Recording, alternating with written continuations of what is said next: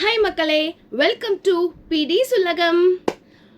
திருப்பதி மலை வாழும் வெங்கடேசா, திருமகள் மனம் நாடும் சீனிவாசா, ஏழு மலைவாசா. என்னடா டக்குன்னு பாட ஆரம்பிச்சுட்டேன்னு நினைக்கிறீங்களா? இந்த பாட்டுக்கும் இன்னைக்கு நான் சொல்ல போற கதைக்கும் ஒரு தொடர்பு இருக்கு. அதனால தான் ஆரம்பத்திலேயே இந்த பாட்டை பாடி துவங்கினேன். என்னதான் பெருமாளுக்கு நாராயணர், வெங்கடநாதர், அத்திவரதர், பெருமாள் இப்படி நிறைய பெயர்கள் இருந்தாலும் ஏழுமலை, ஏழுமலையான் அப்படிங்கிற பெயர்களுக்கு ஒரு தனி சிறப்பு இருக்கு. சுற்றிலும் மலை, நடுவில் அவர் வீற்றிருப்பதால் அவரை நாம் மலையப்ப சுவாமி, ஏழுமலை, ஏழுமலையான் அப்படிங்கிற சிறப்பு பெயர்களால் அழைக்கிறோம். நம்ம நாட்டுல பெரும்பாலான வீடுகள்ல ஒரு ஃபேமிலி ட்ரிப் இல்ல ஒரு கோவில் ட்ரிப்னு டக்குன்னு பிளான் பண்ணாலே அதுல முதல் இடம் வகிக்கிறது இந்த திருப்பதி இடம்தான். நம்ம திருப்பதி மலைக்கு நிறைய முறை சென்றிருப்போம், சில பேர் சில முறை சென்றிருப்பார்கள். ஆனால் 7 மலைகளை கடந்துதான் நாம அவரை தரிசிக்கிறோம் அப்படின்னு கேள்விப்பட்டிருக்கோம். என்னைக்காவது அந்த 7 மலைகளின் பெயர் என்ன, அந்த 7 மலை உருவாக காரணம் என்ன அப்படின்னு நீங்க யோசிச்சிருக்கீங்களா? தெரிஞ்சவங்க உங்க மெமரிஸை ரீகால் பண்ணிக்கோங்க. தெரியாதவங்க இன்னைக்கு சாட்டர்டே சீரீஸ்ல நான் சொல்ல போற ஸ்டோரியை கேட்டு தெரிஞ்சுக்கோங்க. வாங்க வீடியோக்குள்ள போகலாம். அந்த 7 மலைகளுக்கு தான் வெங்கடமலை, சேஷமலை, வேதமலை, கருடமலை, விருஷபமலை, அஞ்சனமலை, ஆனந்தமலை அப்படிங்கிற 7 பெயர்களால் நாம குறிப்பிடுறோம். ஒரு புராணங்களின் படியும் ஒரு வரலாற்றின் படியும் இந்த ஒரு மலைகளுக்கு இந்த பெயர் வழங்கலாயிற்று அப்படின்னு புராணங்கள் குறிப்பிடுது.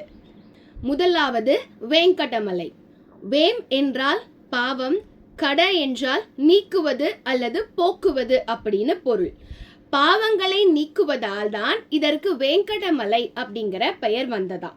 நம்முடைய பாதங்கள் இந்த திருமலையில் இருக்கக்கூடிய வெங்கடமலையில் பட்டால் நாம் செய்த தீவினைகள் அனைத்தும் அழிந்து சாம்பலாகிவிடும் அப்படின்னு குறிப்பிடுறாங்க. அதனாலதான் இந்த பெரிய மலைக்கு வெங்கடமலை அப்படிங்கிற பெயர் வழங்கப்படுகிறதாம். இரண்டாவது மலையை சேஷமலை அப்படின்னு குறிப்பிடுறாங்க. பெருமாளின் அவதாரத்திற்கு உதவி செய்யும் வகையில் ஆதிசேஷனும் பெருமாள் கூட வந்துடுறாரு. அவரும் மலையாக உருவெடுக்கிறார்.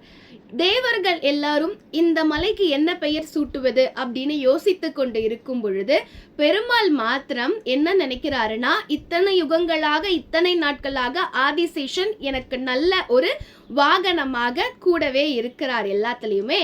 அதனால அவருக்கு சிறப்பு செய்யும் வகையில் இந்த மலைக்கு ஆதிசேஷ மலை அப்படின்னு குறிப்பிடலாம் பெயர் அப்படின்னு சொல்லி இந்த மலைக்கு சேஷமலை அப்படிங்கிற பெயரை சூட்டுறாரு.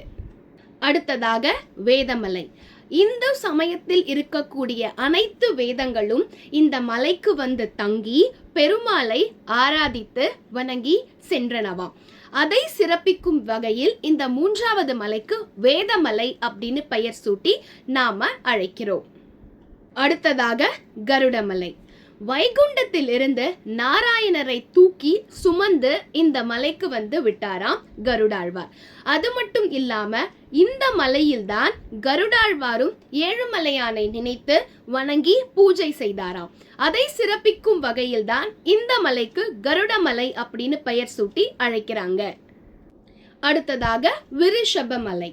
விருஷபன் அப்படிங்கிற அரக்கன் இந்த மலையில் நரசிம்மரை நோக்கி கடுமையாக தவம் செய்து கொண்டிருக்கிறார்.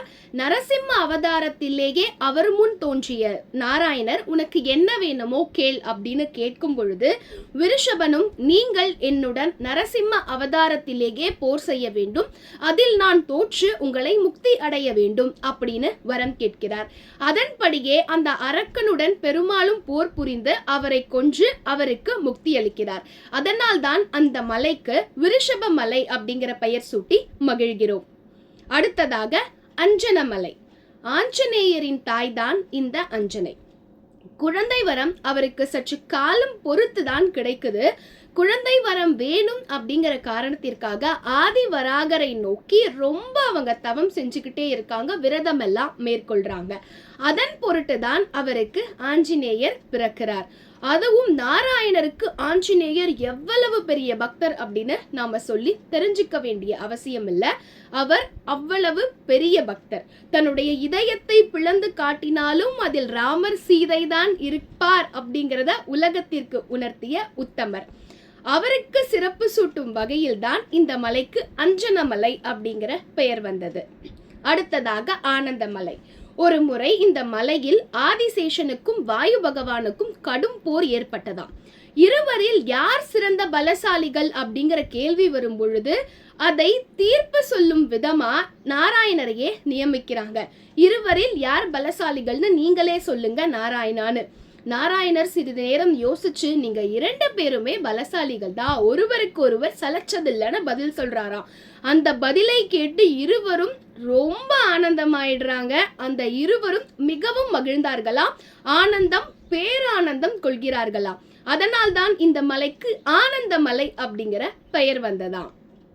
திருப்பதி சென்று வந்தால் திருப்பம் நிச்சயம் அப்படின்னு சொல்லுவாங்க. இனிமே திருப்பதி செல்வதற்கு முன்பு இந்த மலையில் இத்தனை சிறப்புகளா, இந்த மலைக்கு இந்த பெயர்களா, அதன் பின்பு இத்தனை கதைகள் ஒளிந்திருக்கிறதா அப்படிங்கிறதையும் தெரிஞ்சுக்கிட்டு நாம பெருமாளை தரிசிக்க செல்வோம். நம் நாட்டில் இருக்கக்கூடிய ஒவ்வொரு கோயில்களுக்கு பின்னாடியும் ஒரு தல வரலாறு இருக்கு. நாம் அந்த கோயில்களுக்கு செல்வதற்கு முன்பு இல்ல போயிட்டு வந்ததுக்கு அப்புறமோ அந்த தல வரலாறுகளை தெரிந்து கொண்டால் இன்னும் சிறப்பு. இன்றைய நாள் உங்களுக்கு நல்ல வகையில் அமையட்டும். மீண்டும் அடுத்த வீடியோவில் சந்திப்போம். நன்றி, வணக்கம் மக்களே. டடா.